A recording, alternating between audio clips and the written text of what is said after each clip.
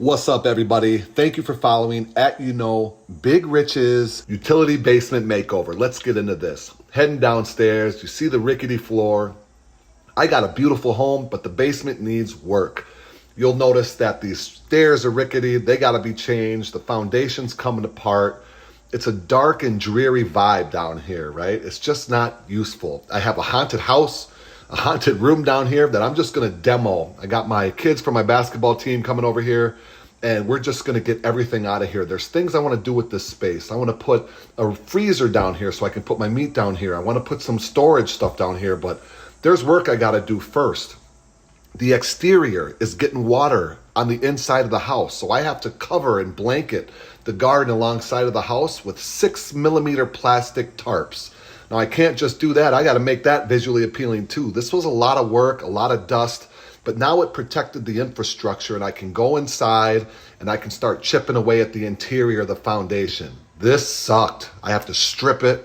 I have to do all kinds of stuff to it, and then I have to bond it. Once I'm done with that, I had to really just figure out how to clean the place out. A lot of dust down there from the cement. I actually just said, you know what? I'm taking my leaf blower down here and blowing everything out I can. It took a while, but I put a dent in it and the cleaning got done. I had to get some lighting installed in the basement because it needed to be more visually appealing. Now I can go downstairs at some point when this is over and I can get to my freezer. I can do my laundry. I can do all the things that I want to do in this space. But first, I got to really brighten this place up, right? So I light up the ceiling with Zinsser mold and mildew proof stain and paint. This really gives it a brighter appeal, opens things up. I worked my way back upstairs and gave it the old landlord special, right? A little paint, a little bit of loving. And now you see we're making some progress. It's getting brighter down there, right? It's getting cleaner. This is a Zinsser Bonds that keeps the paint sticking to the wall. And finally, after the ceiling and the walls, I worked my way down to the floor. And that sucked too because I'm 6'9" and had to clean them floors. But when it's all done, check for dust, check for any paints or anything that's sitting around on the floor still, because otherwise the epoxy won't adhere. Once I do that final inspection, I'm gonna mix this stuff up. It's very potent. You gotta wear your masks. And now we're getting our roll on. Shout out to Birdman, right? Getting our roll on. You can spray it. I prefer to roll it just because it gives a better adhesion.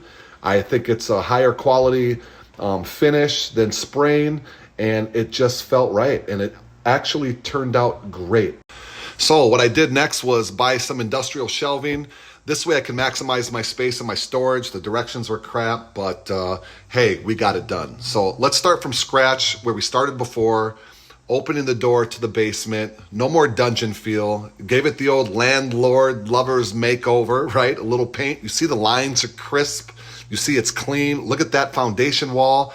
It's totally clean and flat. The lines are visually appealing. There's lighting.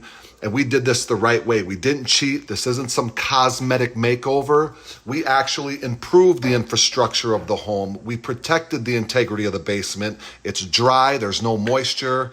And this is really how you want to do things if you're going to attack a basement, a utility basement, and make it visually appealing and make it sound. Thanks for following. Please follow me. I appreciate it.